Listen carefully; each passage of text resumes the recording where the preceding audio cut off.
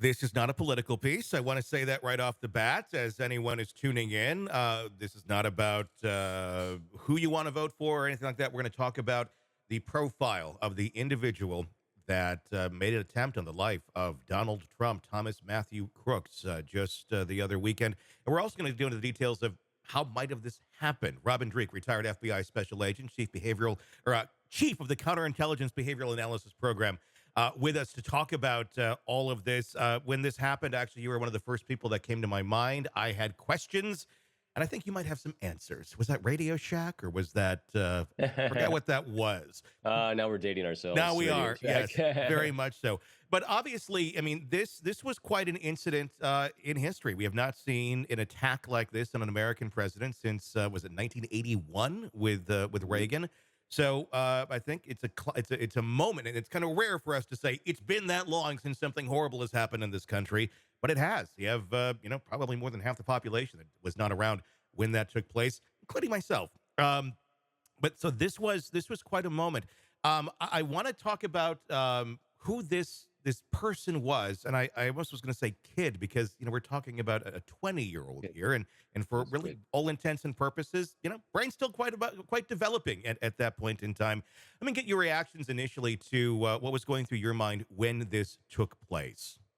Yeah, I was thinking about that the other day. I was talking to someone, and they said, when you were watching this, what first went through your mind? And I apologize. I'm fighting a cold right now. Sure.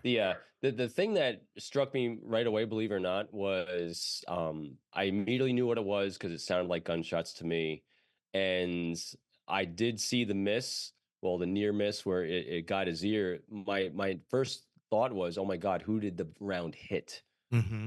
And then you can hear the blood curdling screams in the background from the hero that lost his life protecting his family, and the others that got hit.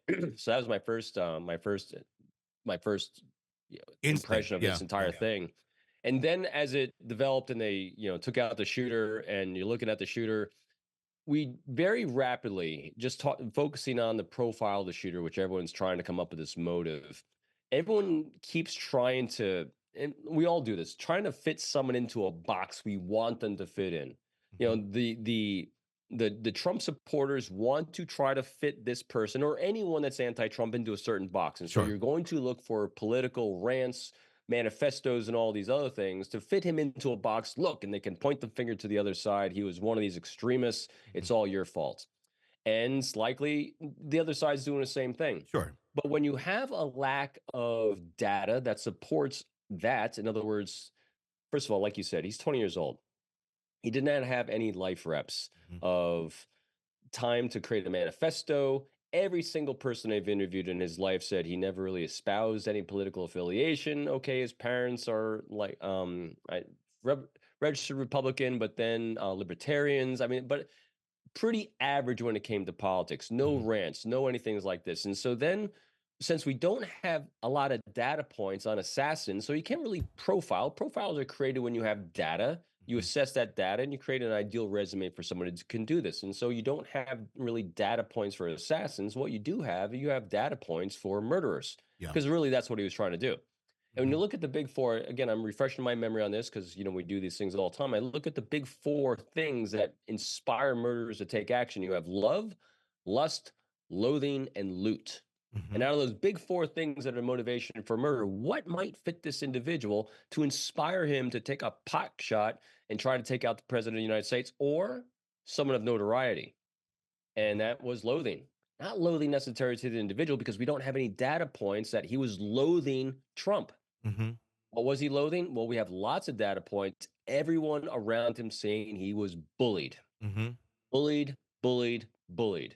And so when you have someone who's been bullied, a victim mindset, I have seen reports that he had clinically been diagnosed with depression potentially. And when you have all these things together, that with that victim mentality, and you have access to firearms, no good things are going to happen. So with that, with these limited data points we have, when we're looking for a reason for someone to do something, I went to the only other data point we have is look at Hinckley, trying to take out Reagan.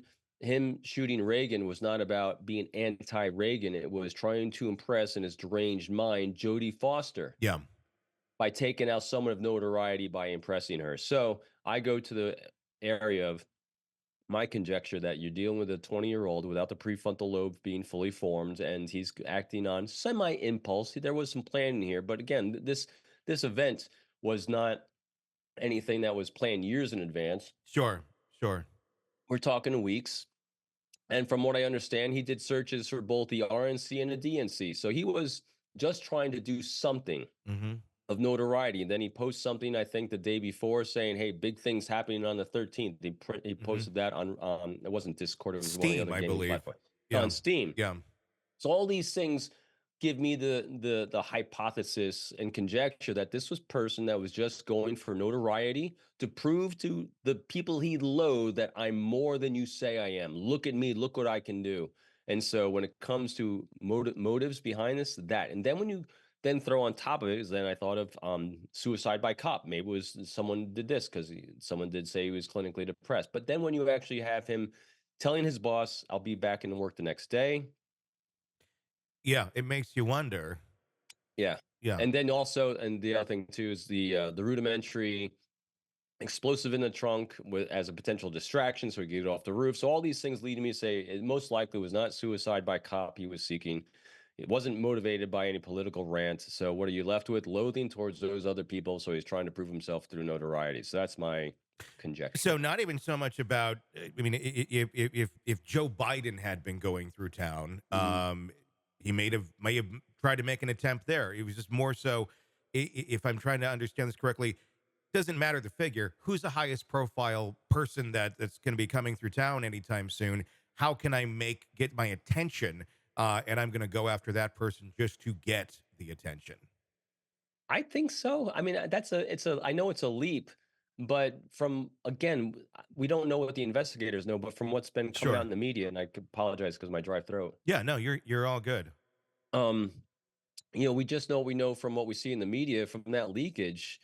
I would say he was going to go for any person of notoriety he could. Yeah, I mean, and the fact that he's saying he's going to come back into work the next day. I mean, this is someone. I mean, it makes you wonder: was he just telling his boss that, or was he thinking, oh, "I'm just going to go take out the former president, and no one's going to be wiser. I'm just going to sneak out of there." And I mean, that just shows. I mean, there's something wrong there if that's what's running through your mind. That this is just going to be take the shotgun off the roof and then go have a Big Mac and go home. Yeah. It's obviously not in any way any sort of balanced, healthy thinking by any stretch of the imagination.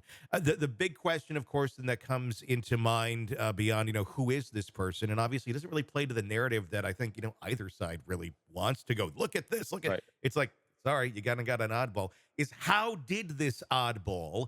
I mean, obviously there was some planning here with the explosives that we saw about in the vehicle, but how does one just within the course of a few weeks and then literally goes and buys the ammo, I believe like the day before the next day or the day of, and then climbs up on a roof with a direct shot?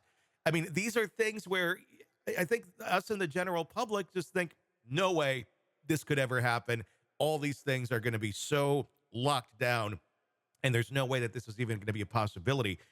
Clearly it wasn't, and he was able to just get right up there with people even noticing, and there was attempts there, or not attempts, but there were openings, there were windows where he could have been stopped. Let's talk about that.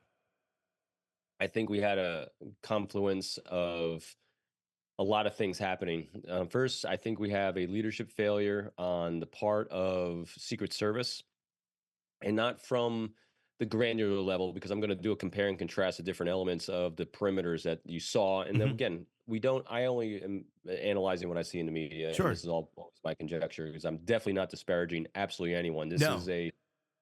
I think this is a result of a societal problem, actually. Hey, thanks for checking out the video. Be sure to follow us wherever you download podcasts, and especially Apple Podcasts, where you can get advanced episode and premium content on our premium channel right there. Also, be sure to follow us on social media so you don't miss any breaking updates on the stories that matter to you most. We're on TikTok, X, Instagram, Facebook. Just search Hidden Killers Podcast with Tony Brueski, and you'll find us right there. Again, thanks for watching.